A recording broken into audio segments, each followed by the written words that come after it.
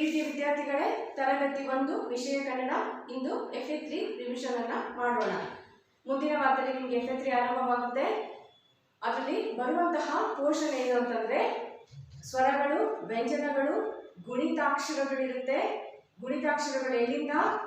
ಕಾಯಿಂದ ನಾವರೆಗಿನ ಗುಣಿತಾಕ್ಷರಗಳನ್ನು ಪ್ರತಿಯೊಂದು ಗುಣಿತಾಕ್ಷರವನ್ನು ಕೂಡ ಬರೆದು ಅಭ್ಯಾಸವನ್ನ ಮಾಡಿ, ಬಾಯಿ ಹೇಳ್ಕೊಂತ ಬರೆದು ಅಭ್ಯಾಸವನ್ನ ಮಾಡಿ, ಕ್ಲಾಸ್ ವರ್ಕಲ್ಲಿ ಈಗಾಗಲೇ ಬಂದಿದ್ದೀರಲ್ವ, ಅದೇ ರೀತಿ ಬರೆದು ಅಭ್ಯಾಸವನ್ನ ಮಾಡಿ. ಹಾಗೆ 2 ಅಕ್ಷರದ ಪದಗಳು ಕೂಡ ಇರುತ್ತೆ. ಇಂದು ಯಾವ ರೀತಿ ಬರುತ್ತೆ ಎಂಬುದನ್ನು ನಾವು ಇಂದು ತಿಳಿಯೋಣ. ಮೊದಲನೇದಾಗಿ ಸ್ವರಗಳು. ಯಾವ್ಯಾವ ಸ್ವರಗಳು? ಸ್ವರಗಳು ಅ, ಆ, ಇ, ಈ, ಉ, ಊ, ರು, ಎ, ಐ, ಓ, ಔ. ಇಷ್ಟು ಸ್ವರಗಳನ್ನು ನೋಡ್ಕೋಬೇಕು. ಯಾವ್ಯಾವ ಸ್ವರಗಳು?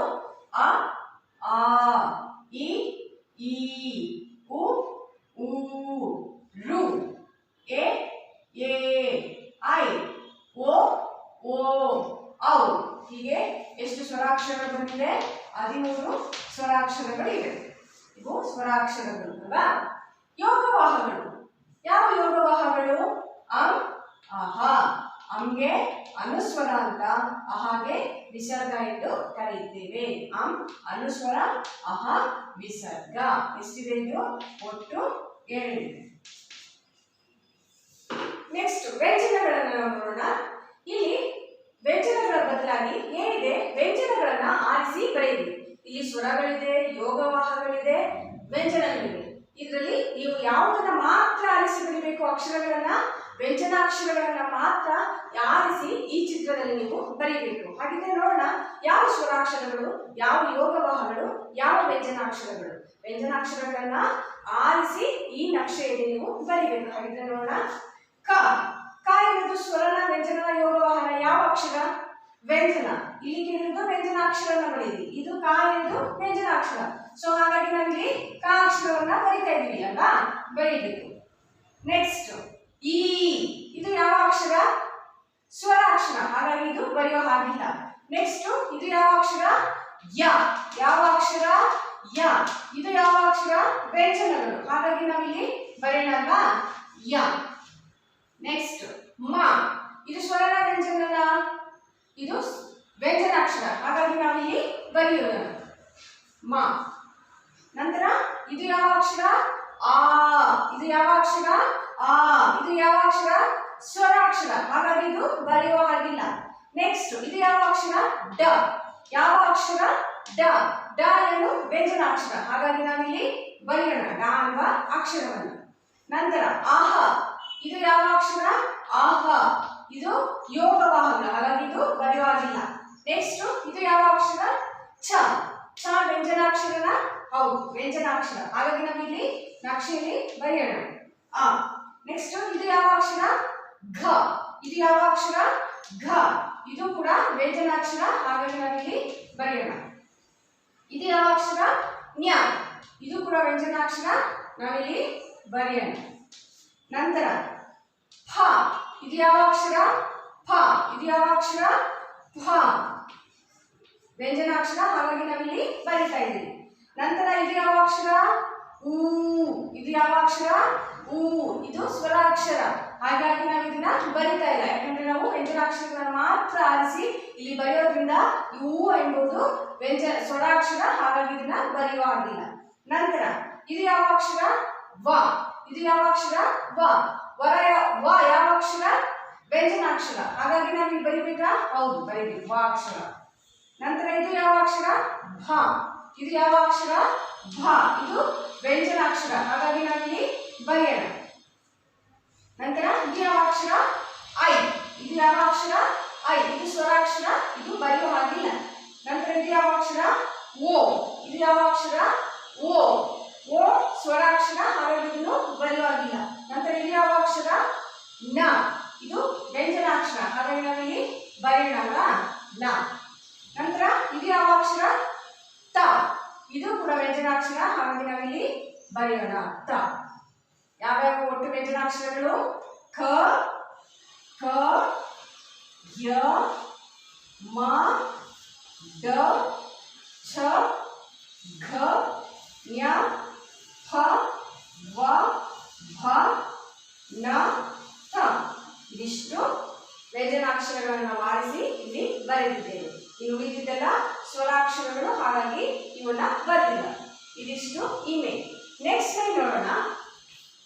ಕೊಟ್ಟಿರುವ ನಕ್ಷೆಯಲ್ಲಿ ಇದು ಚಿತ್ರದಲ್ಲಿ ಅಕ್ಷರಗಳಿವೆ. ಈ ಅಕ್ಷರಗಳನ್ನ ನೀವು ಸೇರಿಸಿ ಏನ್ ಮಾಡಬೇಕು, 2 ಅಕ್ಷರ ಪದಗಳನ್ನ ಬರೀಬೇಕು. 2 ಅಕ್ಷರ ಪದಗಳನ್ನ ಮಾಡೋಣ. ಯಾವ್ಯಾವ ಅಕ್ಷರಗಳಿದೆ? ಅ ಸ ರ ಪ ನ ಲ ಗ ಮ ಟ ದ ಆ ಜ ಜ ಎ ಕ ಉ. ಇಷ್ಟು ಅಕ್ಷರಗಳಿವೆ. ಈ ಅಕ್ಷರಗಳ ಸಹಾಯದಿಂದ ನೀವು ಏನ್ ಮಾಡಬೇಕು, 2 ಅಕ್ಷರ ಪದಗಳನ್ನ ಮಾಡಬೇಕು. ಹಾಗಿದ್ರೆ ನೋಡೋಣ ಯಾವ್ಯಾವ ಬರುತ್ತೆ 2 ಅಕ್ಷರಗಳು. ಸ ರ ಏನಾಗುತ್ತೆ? ಸರ. ಸ ರ 2 ಅಕ್ಷರ ಪದ ಆಯ್ತಾ? ಸರ. ಈ ರೀತಿ ಅಕ್ಷರಗಳನ್ನು ಆರಿಸಿ ನೀವು ಪದವನ್ನ ಮಾಡಬೇಕು. ನೆಕ್ಸ್ಟ್ ನ ಲ. ಇದು ಯಾವ ಅಕ್ಷರ? ನ. ಇದು ಯಾವ ಅಕ್ಷರ? ಳ. ಒಟ್ಟಿಗೆ ಸೇರಿಸಿ ಹೋದಾಗ ಏನಾಗುತ್ತೆ? ನಳ. ನೆಕ್ಸ್ಟ್ ಇದು ಯಾವ ಅಕ್ಷರ? ಗ. ಇಲ್ಲಿ ಬರೆಯೋಣ. ಇದು ಯಾವ ಅಕ್ಷರ? ಜ. ಇಲ್ಲಿ ಬರೆಯೋಣ. ಏನಾಯ್ತು ಒಟ್ಟಿಗೆ ಸೇರಿಸಿ ಹೋದಾಗ? ಗಜ. ನಂತರ ಇದು ಯಾವ ಅಕ್ಷರ? ಆ. ಇದು ಯಾವ ಅಕ್ಷರ? ಆ. ಇದು ಯಾವ ಅಕ್ಷರ? ಟ. ಯಾವ ಅಕ್ಷರ? ಟ. ಒಟ್ಟಿಗೆ ಸೇರಿಸಿ ಹೋದಾಗ ಏನಾಗುತ್ತೆ? ಆಟ. ನಂತರ ಇದು ಯಾವ ಅಕ್ಷರ? ಪ. ಇದು ಯಾವ ಅಕ್ಷರ? ಪ. ಇದು ಯಾವ ಅಕ್ಷರ? ಟ. ಪ ಟ ಪಟ. ಈ ರೀತಿ ಕೊಟ್ಟಿರುವ ನಕ್ಷೆಯಲ್ಲಿ ಅಕ್ಷರಗಳಲ್ಲಿ ನೀವೇನ್ ಮಾಡಬೇಕು, ಪದವನ್ನ ಅಕ್ಷರಗಳನ್ನ ಕೂಡಿಸಿ ಪದವನ್ನ ರಚನೆಯನ್ನ ಮಾಡಬೇಕು. ಸ ರ ಸರ, ನ ಳ ನಳ, ಗ ಜ ಗಜ, ಆಟ ಆಟ, ಪ ಟ ಪಟ. ಇದಿಷ್ಟು 2 ಅಕ್ಷರಗಳ ಪದಗಳು. ನೆಕ್ಸ್ಟ್ ವೇಡ್ ಬಿಟ್ಟ ಸ್ಥಳ ತುಂಬಿರಿ. ಈ ಗುಣಿತಾಕ್ಷರ ಕಾಗುಣಿತಾಕ್ಷರಗಳಿವೆ.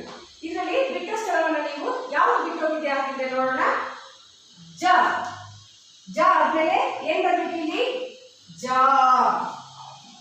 ಜ ತಲೆಗಟ್ಟು ದೀರ್ಘ ಜ. ಜ ತಲೆಗಟ್ಟು ಜ. ಜ ತಲೆಗಟ್ಟು ದೀರ್ಘ ಜ. ಜ ಗುರ್ಸಿ ಜಿ. ಜ ಗುರ್ಸಿ ದೀರ್ಘ ಜಿ. ನಂತರ ಇಲ್ಲಿ ಏನ್ ಬರಬೇಕು? ಜ ಕೊಂಬು ಜು. ಜಾಗೆ ಕೊಂಬು ಜು. ಜಾಗ ದೀರ್ಘ ಜು. ಜಾಗೆ ಒಟ್ರ ಸುಳಿ ಜು. ಜಾಗ ಏತ್ವ ಜೆ. ಜ ಏತ್ವ ದೀರ್ಘ ಜೆ. ಯಾವಾಗ ಆಗುಂತ ಬಿಟ್ಟೋಗಿದೆ? ಜ ಏತ್ವ ದೀರ್ಘ ಜೆ. ಜಾಗೆ ಐತ್ವ ಜೈ. ನಂತರ ಇಲ್ಲಿ ಜಾಗೆ ಓತ್ವ ಜೋ. ಜ ಓತ್ವ ದೀರ್ಘ ಜೋ. ನಂತರ ಏನ್ ಬರುತ್ತೆ? ಜಾಗೆ ಔತ್ವ ಜೌ. ಜಾಗ 0 ಜ. ಜಾಗೆ 0 ಜಹ. ಇಲ್ಲಿ ಹೇಳ್ಕೊಂಡು ಹೋಗ್ರೆ ನಿಮ್ಗೆ ಗೊತ್ತಾಗುತ್ತೆ ಯಾವ ಕಾಗುಣಿತಾಕ್ಷರ ಬಿಟ್ಟೋಗಿದೆ ಅಂತ. ಅದನ್ನ ನೀವು ಮಧ್ಯದಲ್ಲಿ ಬರೀಬೇಕು ಬಿಟ್ಟಿರುವಂತಹ ಜಾಗದಲ್ಲಿ. ಜ ತಲೆಗಟ್ಟು ಜ. ಜ ತಲೆಗಟ್ಟು ದೀರ್ಘ ಜ. ಜ ಗುರ್ಸಿ ಜಿ. ಜ ಗುರ್ಸಿ ದೀರ್ಘ ಜಿ. ಜ ಕೊಂಬು ಜು. ಜ ಕೊಂಬ ದೀರ್ಘ ಜು. ಜಾಗೆ ಒಟ್ರ ಸುಳಿ ಜು. ಜಾಗ ಏತ್ವ ಜೆ. ಜ ಏತ್ವ ದೀರ್ಘ ಜೆ. ಜಾಗ ಐತ್ವ ಜೈ. ಜಾಗ ಓತ್ವ ಜೋ. ಜಾಗ ಓತ್ವ ದೀರ್ಘ ಜೋ. ಜಾಗ ಔತ್ವ ಜೌ. ಜಾಗ 0 ಜ. ಜಾಗ 0 ಜಹ. ಇದಿಷ್ಟು ಕಾಗುಣಿತಾಕ್ಷರ. ಇನ್ನು ಗುಣಿತಾಕ್ಷರಗಳನ್ನ ಕ ಪ್ಲಸ್ ಆ ಇಸ್ಕೊಂಡು ಕ ತಲೆಗಟ್ಟು ಕ.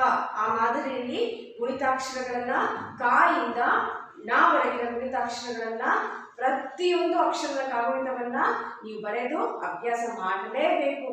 ಆಯ್ತಾ? ಬರೆದು ಅಭ್ಯಾಸವನ್ನ ಮಾಡಿ ಕೊಟ್ಟಿರುವಂತಹ FA3 ಟೆಸ್ಟ್ ಅನ್ನ ನೀಟಾಗಿ ಗುಂಡಾಗಿ ಕ್ರಮಬದ್ಧವಾಗಿ ಬರೆಯಿರಿ ಅಂತ ಹೇಳ್ತಾ ತರಗತಿಯನ್ನ ಮುಗಿಸ್ತಾ ಇದ್ದೀನಿ. ಧನ್ಯವಾದಗಳು.